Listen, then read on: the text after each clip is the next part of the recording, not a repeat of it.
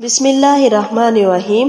اللہ کے پیغمبروں میں سے ایک کا نام یعقوب تھا۔ یعقوب کا دوسرا نام اسرائیل بھی تھا، جس کے معنی ہے رات کو آنے والا شہزادہ۔ وجہ تسمیہ شاید رات کے وقت پیدا ہونے کی رہی ہو۔ حضرت یعقوب حضرت ابراہیم کے پوتے، حضرت اسحاق کے بیٹے اور حضرت یوسف کے باپ تھے۔ حضرت یوسف کے 11 بھائی اور بھی تھے، چنانچہ اسرائیل کے 12 بیٹوں کی اولاد دوبارہ قبیلوں میں پھیل گئی، مزید قبیلہ در قبیلہ پھیلتی چلی گئی اور اسے بنی اسرائیل کا نام ملا۔ اس قوم نے بڑے نشیب و فراز دیکھے، اس پر خدا کی عنایتیں بھی بہت ہوئی اور غضب بھی بہت ٹوٹے۔ یہ لوگ اپنے آپ کو خدا کے چہیتے اور اس کے فرزندان عزیز کہا کرتے تھے۔ حضرت یوسف جب مصر کے فرما روا بنے تو انہیں بھی اقتدار نصیب ہوا اور بڑے مزے کی زندگی گزارنے لگے۔ مصر پر قبطیوں کی حکومت قائم ہوئی تو اس پوری قوم کو غلام بنا کر رکھ دیا گیا۔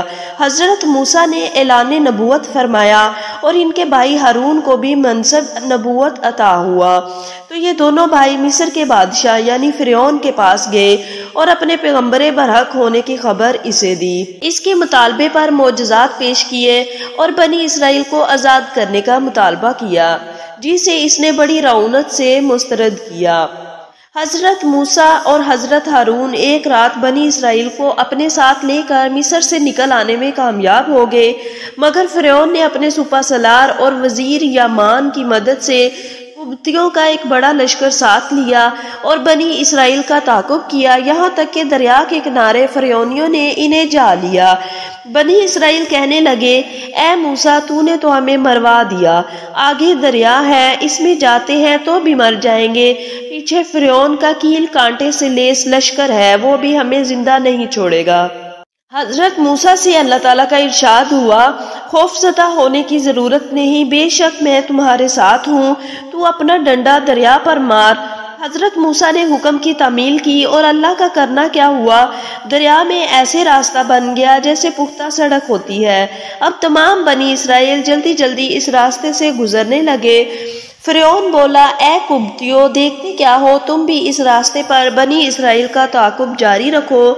اللہ کی شان، جب بنی اسرائیل کا آخری آدمی دریا سے باہر آ گیا اور قبطیوں کا آخری آدمی دریا میں داخل ہو گیا تو اللہ نے دریا کو پہلے کی طرح جاری کر دیا۔ دریا کی تلاطم خیز لہریں قبطیوں کو ہڑپ کرنا شروع کر دیا۔ فرعون بھی ڈوبنے لگا تو اس کے ہوش ٹھکانے آئے، بولا، میں ہارون اور موسیٰ کے رب پر ایمان لاتا ہوں۔ ارشاد ہوا، اب یعنی موت کو سر پر سوار دیکھ کر ایمان لانے سے کیا حاصل، لہٰذا فرعون سمیت تمام قبطی غرق ہو گئے اور بنی اسرائیل کو معجزانہ طور پر نجات حاصل ہوئی۔ چاہیے تو یہ تھا کہ رب کی اس کرم فرمائی پر وہ شکر و اطاعت میں بہت زیادہ مستعدی کا مظاہرہ کرتے، مگر معاملہ برعکس نکلا۔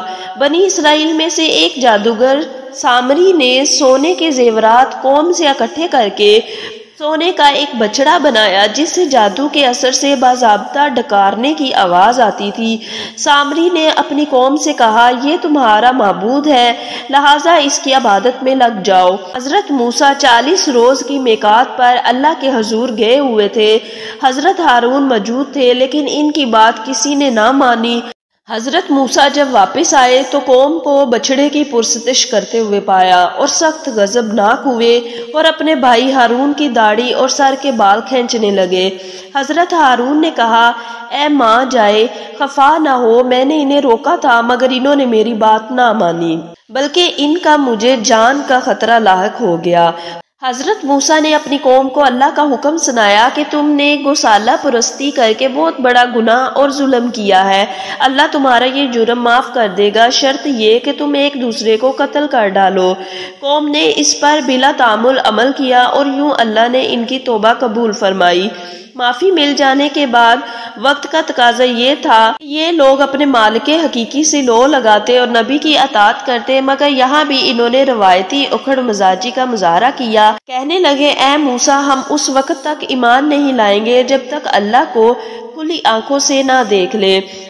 ظاہر ہے یہ مطالبہ نہایت عاقبت نا اندیشانہ تھا، لہٰذا پھر مصیبت میں گرفتار ہوئے۔ ہوا یوں کہ اللہ تعالیٰ نے فرمایا کہ ان سے کہیں کہ کوہ طور کے گرد جمع ہو جائیں، ہم اس پر جلوہ افروز ہوتے ہیں۔ اگر یہ ہوش و حواس برقرار رکھ سکے تو ہم انہیں اپنا دیدار کرا دیں گے۔ پھر جو اللہ نے تجلی فرمائی تو حضرت موسیٰ اور بنی اسرائیل کے دوسرے لوگ بے ہوش ہو گئے۔ ایسا لگتا تھا کہ متاع زندگی کھو بیٹھے ہیں، مگر اللہ نے ان پر کرم فرمایا، گویا انہیں ایک حیات نو عطا فرمائی۔ صرف یہی کرم نہیں کیا بلکہ انہیں کتاب ہدایت فرمائی۔ اس کے ساتھ ساتھ صحرائے سینا میں انہیں دھوپ سے بچانے کے لیے ان کے سروں پر بادلوں کا سائبان تان لیا، اور ان کی خوراک کا مکمل بندوبست یوں کیا کہ شبانہ روز من و سلوہ سے ان کی ضیافت فرمائی۔ من میٹھے میٹھے دانوں کا نام ہے، اور سلوہ بٹیر سے قدرے بڑا ایک پرندہ تھا جسے وہ بھون کر کھاتے تھے۔ گویا تمام شیری بھی میسر تھا اور قراری خوراک کا بھی انتظام تھا۔ حق بنتا کہ وہ شکر گزاری اور فرما برداری کا مظاہرہ کرتے، مگر اپنی پتلون مزاجی اور بری فطرت کے ہاتھوں مجبور ہو کر پھر نافرمانی پر تل گئے اور اپنے مالک ناراض کر بیٹھے۔